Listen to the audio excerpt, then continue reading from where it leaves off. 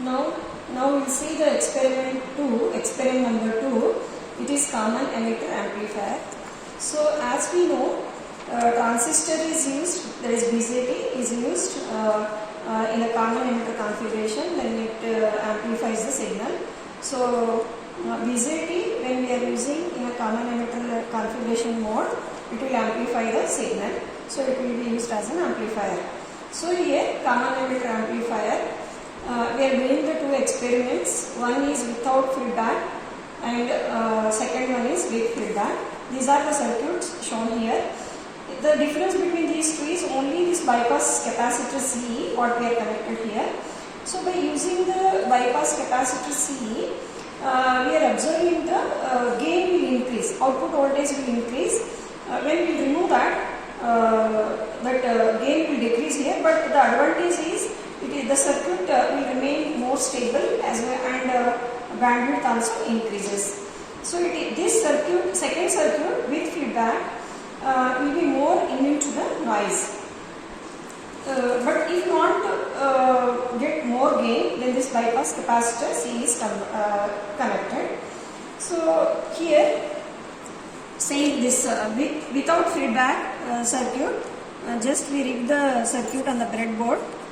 You can see here the circuit diagram, first one without feedback. Here we are using one, this is the capacitor, bypass capacitor we are using, and this is the NPN transistor BC107 we are using.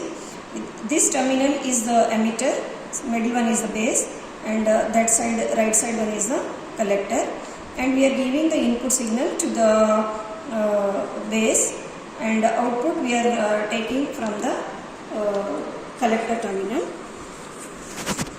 And here our aim is to design the amplifier to improve the gain here. And what we have to do in this experiment is, we have to fix the input voltage. Here we set the input voltage for 100 millivolts, and then we have to go on increasing the frequency, and corresponding output voltage will be noted across the collector terminal with respect to the ground. So then after that, the third column in the tabular column is we have to calculate the gain, that is the ratio of output voltage with respect to the input voltage. Then gain in dB we have to calculate. The formula is 20 log V out by V in. So when we will note all this, so already we just I noted here, just you can see here, when we will increase the frequency, you can observe here,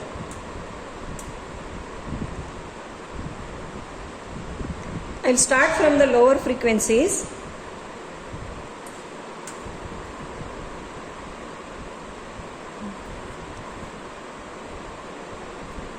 Just you can see here, still I can reduce.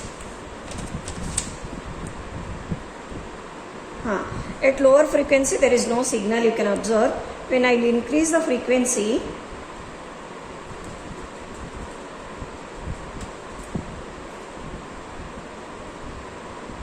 I am starting from the frequency, you can observe here is 667 or 68 hertz. You can observe the amplitude of the signal.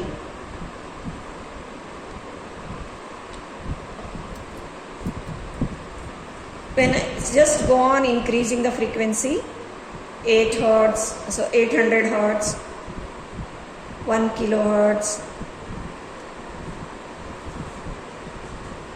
Slowly the output will increase now.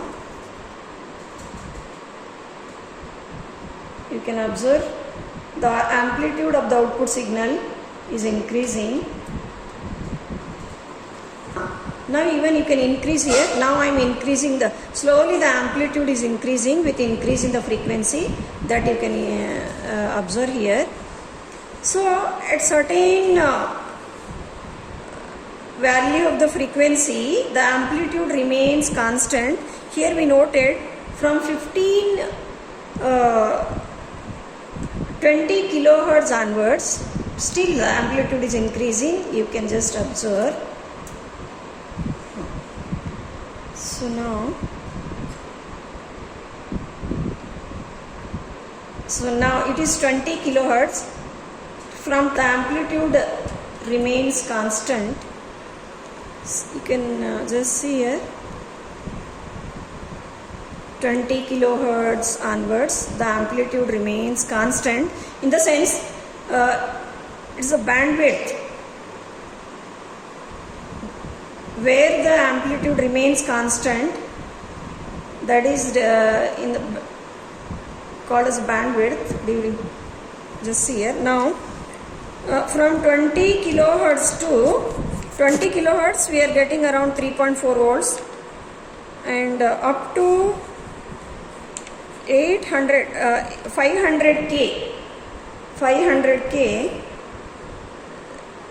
it remains constant, and after that it is decreasing. You can just observe the waveform. It is just when you will go beyond that, it is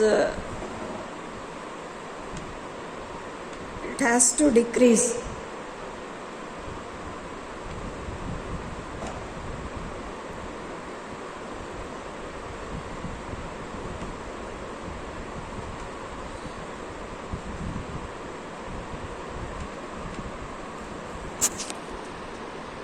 So it is decreased from 3.4 to 2 volts at higher frequencies, that is there.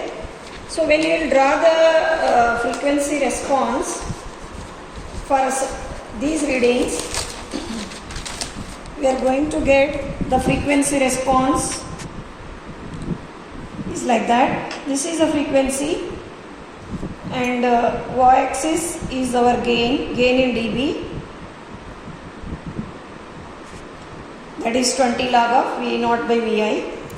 So initially it is when we are increasing the frequency, the gain, output voltage or in turn gain increases, because the gain is directly proportional to the output voltage. So it increases and it remains constant for certain values of the frequencies, and higher frequencies again it is decreasing like this. The nature of the frequency response you are able to get like this. This is the maximum gain. When lesser 3 dB, at the point of the lesser 3 dB gain, this gain touches the frequency response at 2 points. Those 2 points or frequencies are called as F1 and F2. And this F2 minus F1 is called as a bandwidth. So we can calculate the bandwidth, and even you can note the maximum gain in this experiment. So now the second circuit with filter.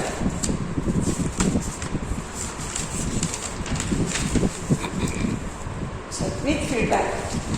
So now we will see the second circuit with feedback, where here bandwidth increases and gain little bit gain decreases, but the bandwidth increases here.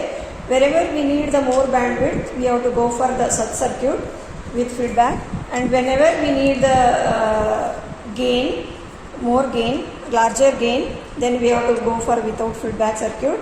And one more thing we have to note a point here is, with feedback the circuit will be more stable, but a little bit gain is reducing, but more bandwidth and more stable circuit we are able to achieve. Here we are just removing the bypass capacitor what we connected here. Just I am removing the connection what I given to this capacitor. So this becomes simple, this circuit, that is with feedback. Here you can just observe here, when I remove this connection between this bypass capacitor, immediately the amplitude get reduced, voltage get reduced, you can see here. But higher frequencies you can observe minimum or less number of pass. So this is the input what we are giving. You can just note in the CRO. it's 50 millivolts into this two scale unit, so it is 100 millivolts we are setting the input. Now output we can see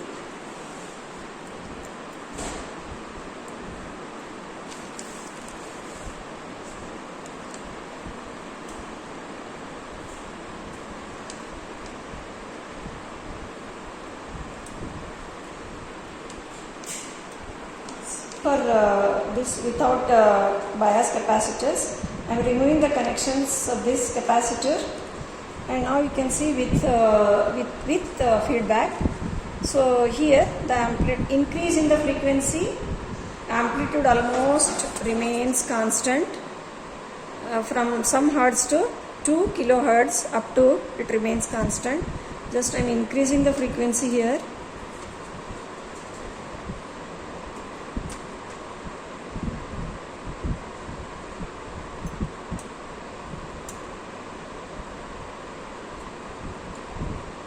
Just you can see,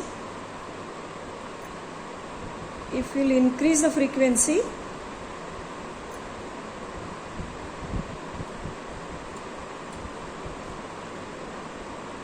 see I am increasing the frequency here, amplitude remains constant for a longer frequency range, that is the more bandwidth it is having, but lesser amplitude, less output voltage means lesser gain.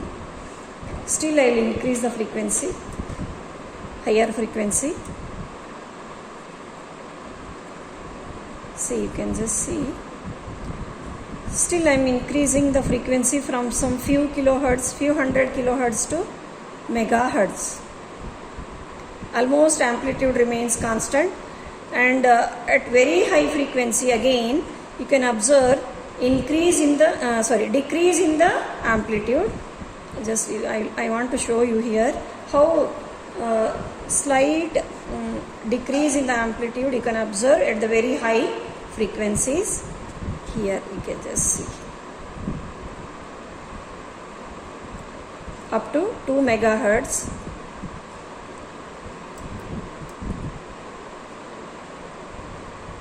So the amplitude at lower frequency you can just see here the amplitude is increasing.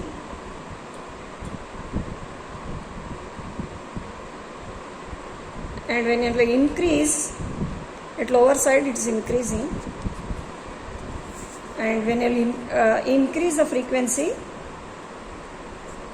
at certain range it remains constant, after that it is decreasing. Just you can observe here it is decreasing. See, it is decreased. So again at very high frequency output voltage decreases, at lower frequency slowly it is increasing. After certain band of range of frequencies, the output remains constant. At very high frequencies, around 2.10 megahertz, again the output is reduced. So we have noted the readings here, and with the help of this frequency and output voltage, we can calculate the gain, that is output voltage divided by input voltage, and gain in dB also we can calculate, and we can plot the response. And for the plotting a response, we can observe that more bandwidth, but a little bit loss in the output gain we can observe it with feedback. This is all about the experiment.